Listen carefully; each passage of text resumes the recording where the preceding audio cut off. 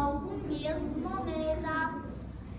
Pinoku e përqafoi i lumtur zanën pasi ajo e ndihmoi që ta kthente hundën e gjatën në normalen.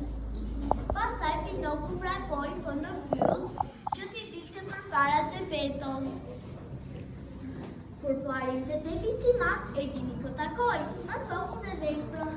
Oh, i dashur Pinok, shnekë tuti. Është histori e gjatë, ko me latë vetëm këtu.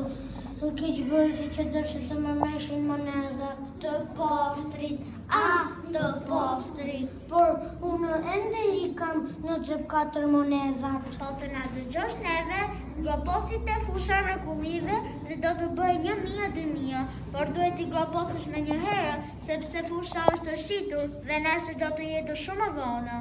Pinoku t'i shkoi në medje me një herë për të takuar baba Karloi dhe Zanë. Atyre ai donte patjetër që t'u dhuronte paratë që do t'i shtoheshin dhe nuk e zgjati shumë dhe tha: Mirë, do të vi me ju. Pas gjysmë ditë rrugë arritëm në Idiotkapës, një qytet i mbushur me qenë të zgjibosur, pula pa kreshta dhe pa lafsha, flutura që kishin shitur krahët, ballon pa bisht. Fusha e mrekullive ishte njësoj si gjitha fushat e tjera të botës. Pinoku, plot besim,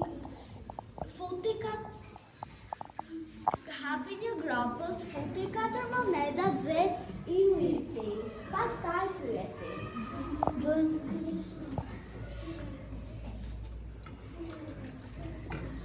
Do të bërë ndonjë gjë tjetër?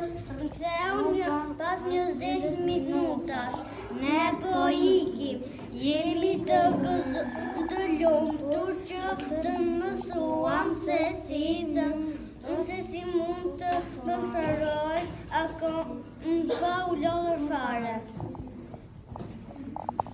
Për të shkuar në qytet, Buratini i numëroi minutat një për një.